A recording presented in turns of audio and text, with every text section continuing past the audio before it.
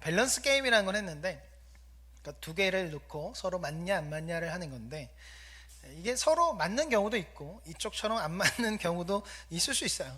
근데 이게 뭐 나쁜 건 아닙니다. 어딜 가든 사람들이 서로 좋아하는 게 다르거든요. 그래서 많은 무리가 모이면 다 같이 하나가 되는 경우는 없고, 뭐 이쪽에 한 무리 저쪽에 한 무리 각자 좋아하는 것이 같은 사람들끼리 그래 모이죠.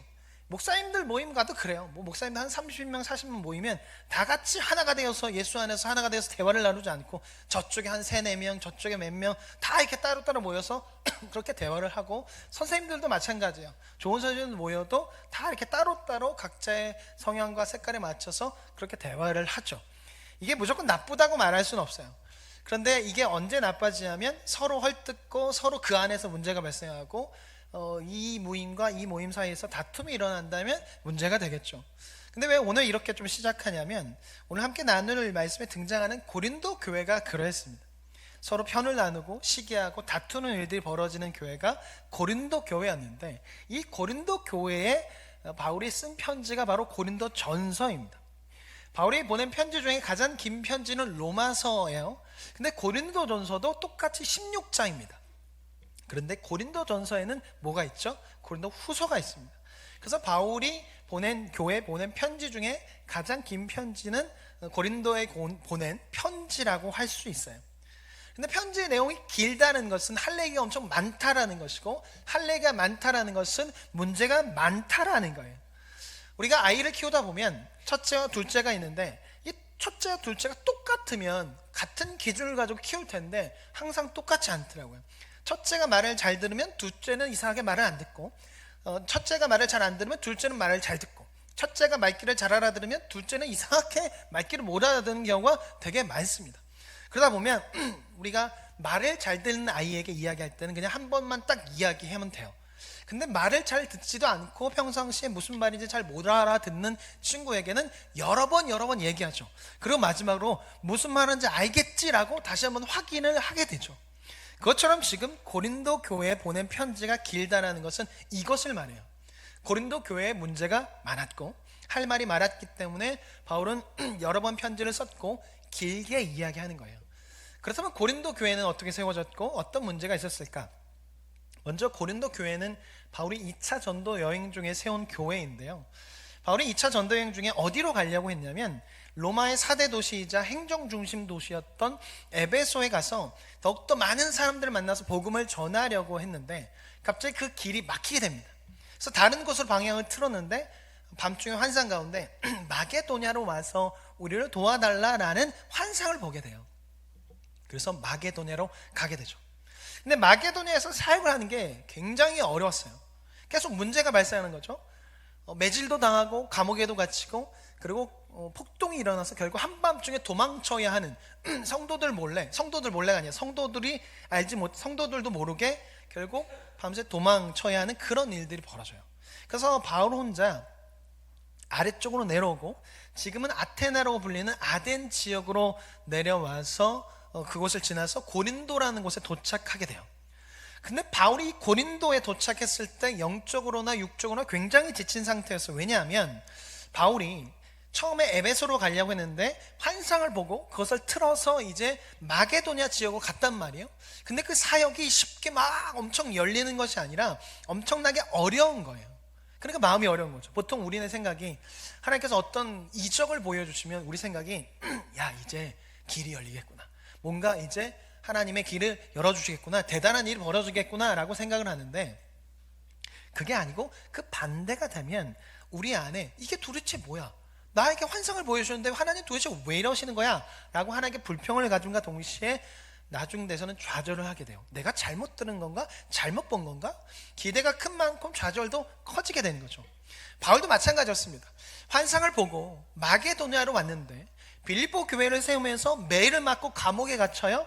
데살로니가와 베레아라는 지역에서는 폭동으로 해서 한밤중에 급하게 도망쳐야 했어요.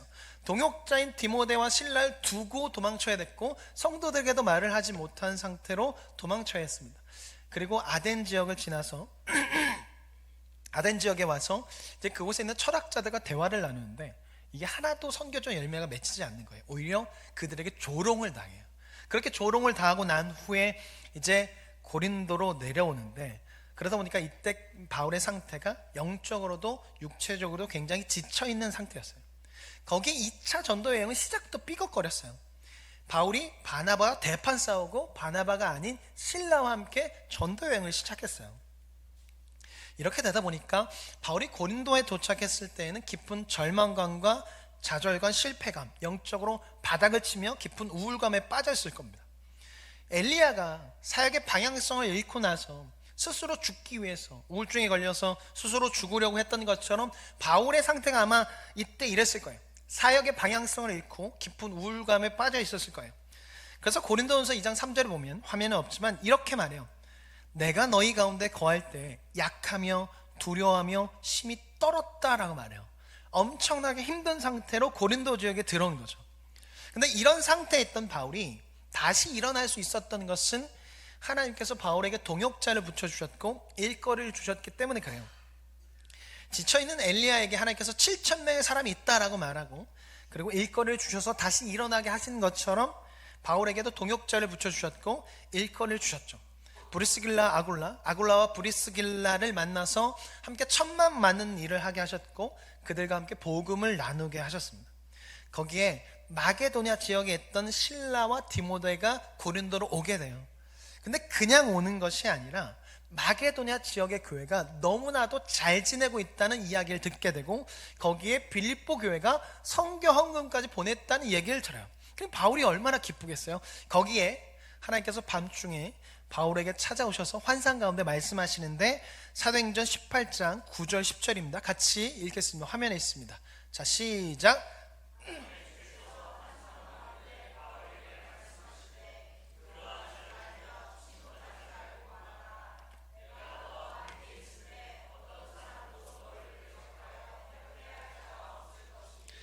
이는 이 성중에 이 백성이 많음이라 하시더라. 하나님께서는 깊은 우울감에 빠져서 아무것도 할 수 없는 상태가 된 바울에게 동역자를 보내셔서 함께 일을 할 수 있게 하셨고 복음을 나눌 수 있게 하셨어요. 실패했다고 생각했던 그 교회가 잘 지내고 있다는 소식을 듣게 하셨고 성경을 받게 하셨고 환상 가운데 위로의 말씀을 부어주셨어요.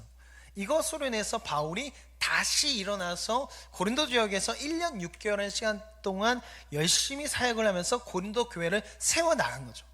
그러다 보니까 바울에게 있어서 고린도 교회는 너무나 애착이 가는 교회예요. 그 마음속으로 늘 생각하고 있고 늘 마음속에 그 고린도 교회를 위해서 기도하는 교회가 이 고린도 교회인 거죠.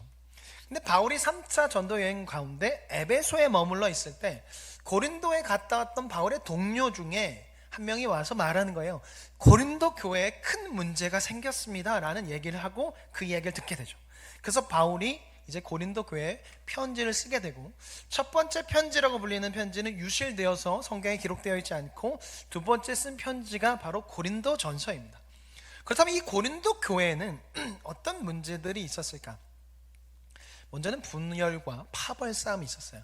고린도 교회 안에 바울파, 아볼로파, 게바파, 그리스도파로 나눠져서 서로 자기가 잘났다는 거예요. 서로 자기가 믿음이 좋다는 거예요. 서로 자기가 성령이 충만하다라고 말하는 거죠.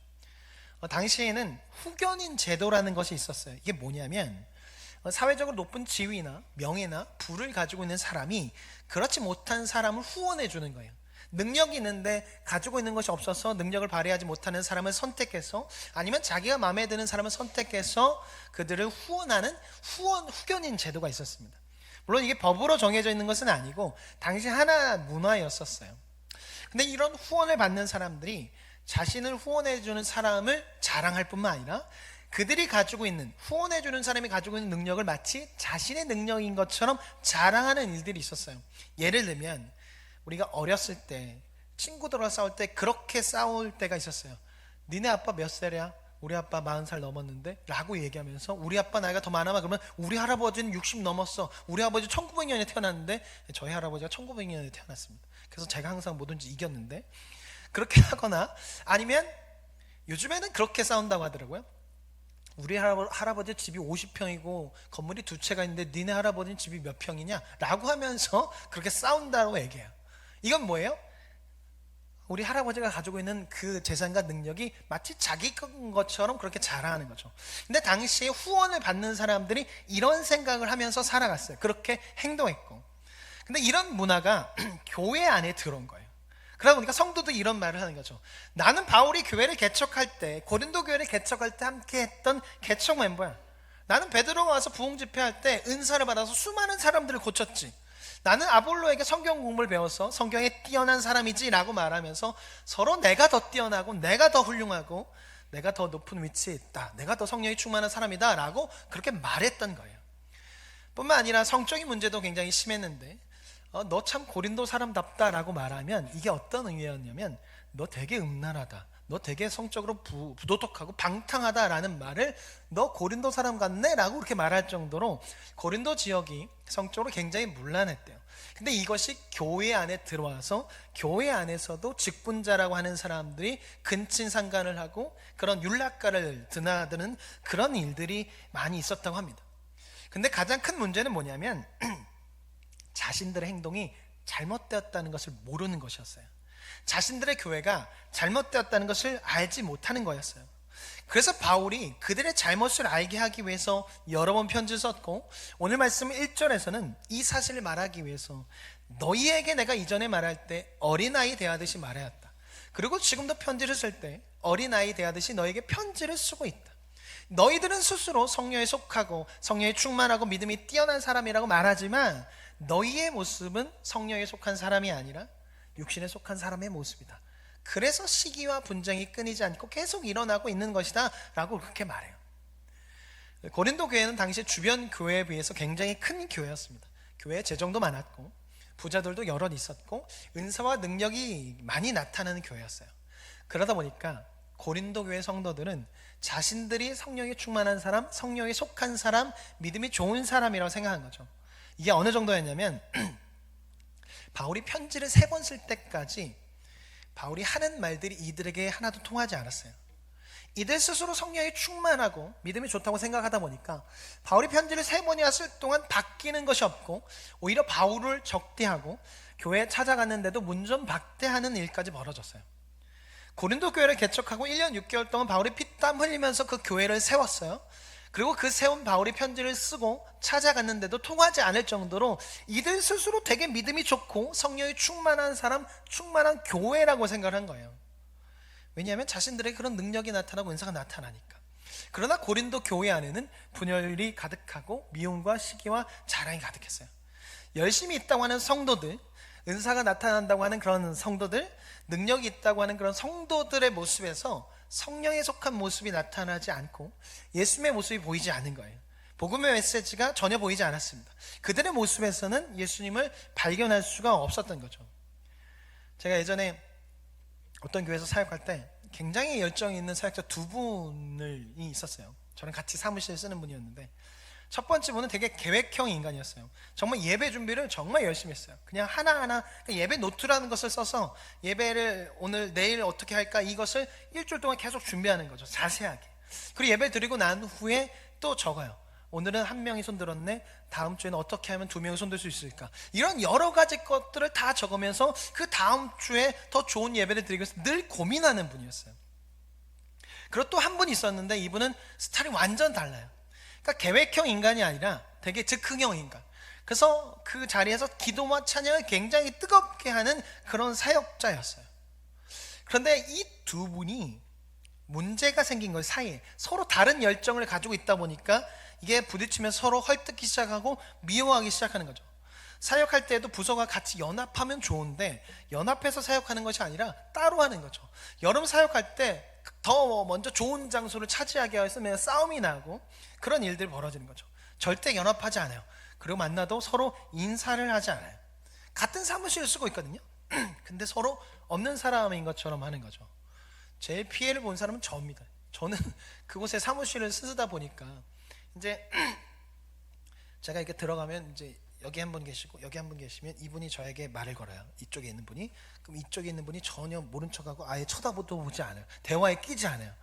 그러다가 이제 이분이 저에게 이분이 말 끝나면 바로 저한테 말을 걸어요. 그럼 이분과 대화하면 이분은 또 이제 딴 데 보고 아예 없는 사람 취급하고, 이분이 안 계시면 이분이 저한테 와서 이분 욕을 그렇게 해요. 그 사무실에서 이분이 없으면 이분이 와서 저에게 이분 욕을 그렇게 해요. 그럼 저는 어떻게 해야 돼요? 제가 박쥐도 아니고 여기 붙었다 저기 붙었다 할 수도 없고, 아 그러네요, 힘들네요, 저분은 왜 저런지 모르겠어요, 이렇게 할 수가 없는 거잖아요.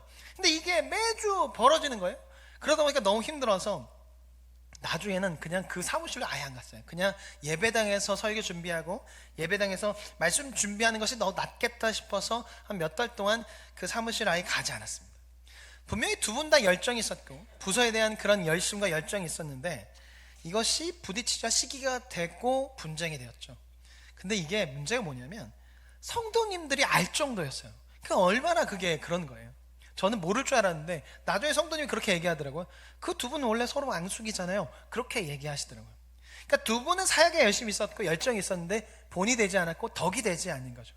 주변 사람들이 불편했고, 사역자여서 따르긴 하지만 사역자의 신앙과 그 인품을 보고 따르는 것이 아니라 사역자니까 어쩔 수 없이 따르는 것이 되었습니다.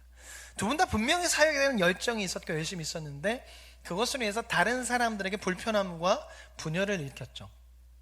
복음을 전하고 있다고 하지만 이 두 분은 삶으로는 복음을 전하지 못하고 성도들을 하여금 저분들은 도대체 왜 그럴까, 사역자가 왜 저렇게 할 수 있을까라는 생각을 갖게 했죠. 결국 두 분의 삶은 사람들로 하여금 복음의 메시지를 듣지도 보지도 못하게 한 겁니다. 우리도 믿는 사람으로서 살아가면서 이럴 때가 있어요. 열심은 있는데 그 열심이 서로를 사랑하고 존중하는데 사용되지 못할 때가 있어요. 열심히 섬기고 열심히 일하고 열심히 살아가는데 그 안에서 사랑이 느껴지지 않고 열정만 남거나 결국 일만 남는 경우가 있어요. 이렇게 되면 우리 주변의 사람들은 우리의 모습을 보면서 그런 생각을 해요. 저 사람이 전하는 것은 도대체 무엇일까? 믿는 사람이라고 하는데 왜 저럴까? 교회 다닌다고 하는데 사랑이 느껴지지 않는다라는 생각을 하는 거죠. 우리가 믿는 사람이라고 말하면서도 사랑이 없고 성령의 열매가 나타나지 않으면 우리를 가까이서 보는 사람들은 우리의 삶을 통해서 복음의 메시지를 듣는 것이 아니라 복음을 거부하게 돼요. 복음의 메시지를 전해는 우리가 하는 말과 삶이 다르고 예배와 삶이 다르면, 사랑이 없으면, 성령의 열매가 없으면 사람들은 우리가 전하려고 하는 그 복음의 메시지를 보지 못하고 듣지 못하게 돼요. 그렇게 우리가 세상에 복음을 증언하고 하나님의 나라를 전파하기 위해서는 사랑이 우선되어야 합니다. 성령에 속한 사람답게 성령의 열매가 나타나야 돼요. 갈라디아서 5장 22절 23절을 같이 한번 읽어보겠습니다. 화면에 있습니다. 시작. 오직 성령의 열매는 사랑과 희락과 화평과 오래 참음과 자비와 양성과 충성과 온유와 절제니 이 같은 것을 금지할 법이 없느니라. 믿는 우리가 삶으로 복음을 나타내기 위해서는 믿지 않는 사람들보다 한 번 더, 두 번 더 성령의 열매를 나타내야 돼요. 한 번 더 기도해야 되고, 한 번 더 인내해야 되고, 한 번 더 사랑해야 되고, 한 번 더 온유해야 되고, 한 번 더 절제해야 되는 거죠. 이것을 통해서 주변 사람들에게 복음의 메시지를 전할 수 있어야 돼요. 우리가 믿는다라고 말하고 사역자라고 말하면서 육신에 속한 사람처럼 성령의 9가지 열매를 나타내지 못한다면 사람들은 우리가 전하려고 하는 그런 복음의 메시지를 들을 수도 없고 볼 수도 없는 거예요. 저 사람은 목사라는데, 저 사람은 전도사라는데 왜 저러는 거야? 저 사람은 교회 다니는데 왜 저러는 거야? 우리 아빠는, 우리 엄마는 목사라는데, 장로라는데, 권사라는데, 집사라는데 왜 그러는 거야? 라는 생각을 갖게 함으로 복음을 보지 못하게 할 수 있어요. 사랑하는 성도 여러분, 우리는 하나님께 속한 사람입니다. 우리는 성령에 속한 사람입니다. 성령에 속한 사람은 성령에 속한 사람답게 성령의 열매가 나타나야 해요. 그래서 더 많이 참고 인내해야 되고, 사랑해야 되고, 절제해야 되고, 더 많이 기도해야 됩니다. 성령에 속한 사람답게 날마다 성령의 열매를 나타나야 해요. 한 번 더 기도하시고, 한 번 더 인내하시고, 한 번 더 사랑하시고, 한 번 더 절제하셔서 우리 주변 사람들로 하여금 우리가 전하는 메시지가 무엇인지 알 수 있도록 성령에 속한 사람이라 다르다는 것을 보여주는 우리가 되었으면 좋겠습니다. 두 번째, 육신에 속한 사람은 말씀이 아닌 세상의 이치와 그런 생각들, 눈앞에 보이는 결과를 쫓으며 살아가요. 그런데 고린도 교회가 그런 교회인 거죠. 눈에 보이는 것이 중요한 거예요. 눈앞에 보이는 그런 결과물들이 중요한 거죠. 그러다 보니까 눈에 보이는 은사들과 이런 것들, 부와 그런 후원자들을 자랑하며 살아가는 것이죠. 그런데 이런 것들이 결국 분열을 일으켰고 다툼을 일으켰습니다. 하나님께 속한 사람이 아니라 육에 속한 사람으로 살아가다 보니까 눈에 보이는 결과에 집착하고 그 결과가 안 좋으면 남 탓하고 싸우게 되고 그 결과는 너희 때문이야 라고 하면서 서로 분열하는 일들이 벌어지게 되는 것이죠. 그래서 이것에 대해서 바울이 이야기하는데, 바울이 왜 이것을 이야기할 수 있냐면 바울이 이게 무엇인지 잘 알고 있기 때문이에요. 육신에 속한 사람의 모습이 무엇인지 바울이 잘 알고 있어요. 왜냐하면 바울이 이런 삶을 살았거든요. 바울은 육에 속한 사람으로서 자신의 지위와 명예를 위해서 살다는 사람이었어요. 육에 속한 그 생각 가지고 그 열심이 가득해서 예수를 믿는 사람들을 잡아들였고 고문을 받게 했고 죽게 했습니다. 눈에 보이는 결과를 얻기 위해서, 사람들에게 인정받기 위해서 여기저기 뛰어다녔던 사람이 바로 바울이죠. 그런데 이것은 예수를 믿고 난 후에도 마찬가지였어요. 바울이 1차 전도 여행 때 첫 번째 선교지였던 구브로 섬으로 가게 됩니다. 물론 구브로 섬으로 가자고 한 것은 이 바나바가 자신의 고향이기 때문에, 당시에는 바나바가 더 권력이 더 치중되어 있었기 때문에 바나바가 가자고 했어요. 근데 바울이 봤을 때 이 구브로 섬에서의 그 사역의 결과가 자기가 생각했던 것보다 큰 결과를 얻지 못하는 거죠. 그러니까 이제 구브로 섬을 떠나서 갈라디아 지역으로 가자고 하는 거예요. 자신의 고향이 그쪽에 있으니까. 그래서 이제 그쪽으로 가게 되는데 이때 마가가 그 팀에서 이탈하게 됩니다. 그래서 마가가 없는 상황 속에서 1차 전도여행을 마무리해요. 근데 2차 전도여행을 할 때 이 문제를 가지고 바울이 바나바와 대판 싸워요. 어떻게 그 마가를 데리고 갈 수 있냐, 말도 안 된다라고 하면서 대판 싸워요. 그러니까 아마 이 2차 전도 여행은 아마 4명이서 같이 가려고 했던 것 같아요. 바울과 실라, 바나바와 마가, 요한. 그런데 바울이 화를 내고 절대로 안 된다라고 함으로 인해서 결국 헤어지게 되죠. 선교여행을 하면서 1차 전도여행 때 수많은 교회를 세웠지만 바울이 여전히 육에 속한 모습이 있었고 성령의 열매를 나타나지 못하는 그런 모습이 있었던 거죠. 고린도 지역에 넘어왔을 때도 마찬가지예요. 바울이 지쳤고 영적으로 다운되어 있었던 이유가 뭐냐면 눈에 보이는 결과가 좋지 않았거든요. 환상을 통해 보고 왔기 때문에 당연히 엄청나게 좋은 결과가 있을 거라고 생각했는데 그 반대의 결과가 나타나는 거예요. 매질과 감금을 당하고 한밤중에 도망치는 일이 벌어지고 홀로 사역을 했을 때 엄청난 무시와 선교의 사역에 실패했다는 그런 생각들, 그런 모습이 나타나다 보니까 바울이 깊은 우울감과 절망감에 빠지게 돼요. 그런데 이런 바울이 하나님의 보호하심과 앞서 나눈 것처럼 위로하심을 경험함으로 해서 다시 일어나게 되고 그렇게 해서 고린도 교회를 세웠단 말이에요. 그렇게 바울은 고린도 교회 안에 육신에 속한 사람들에게 할 말이 있는 거예요. 왜냐하면 자신이 그렇게 살아왔었거든요. 바울이 그렇게 계속 결과를 보면서 달려갔거든요. 그러다가 결과가 안 좋으면 싸움이 나고 분열이 일어나고 다툼이 일으켰던 사람이 자신이었거든요. 그래서 바울은 고린도 교회에 도착하기 전에 자신이 어디에 속해 있는 사람이었는지, 어디에 속한 삶을 살고 있는지 알고 있던 사람들이었어요. 알고 있는 사람이었어요. 그러다가 하나님의 은혜로 그것이 바뀐 거죠. 그래서 고린도 교회 사람들이 왜 지금 이러고 있는지를 알아요. 지금 고린도 교회 사람들이 어디에 속해 살아가고 있는지를 너무나 알고 있어요. 이것을 너무나 알고 있는 바울은 마음을 다해서 계속해서 편지를 쓰는 거예요. 그것이 지금 잘못했고 그것이 성령에 속하는 것이 아니라 육신에 속한 모습이라는 것을 바울은 너무나 잘 알고 있기 때문에 이것에 대해서 말하기 위해서 편지를 여러 번 보내는 거죠. 눈에 보이는 결과를 계속 쫓으며 살아가고 있기 때문에 그것 때문에 분열이 일어나니까 바울은 마음을 다해서 계속 편지를 쓰고 있는 겁니다. 우리도 믿는 이로 살아갈 때 이처럼 눈에 보이는 결과를 쫓으면서 살아갈 때가 있어요. 아닌 건 알아요.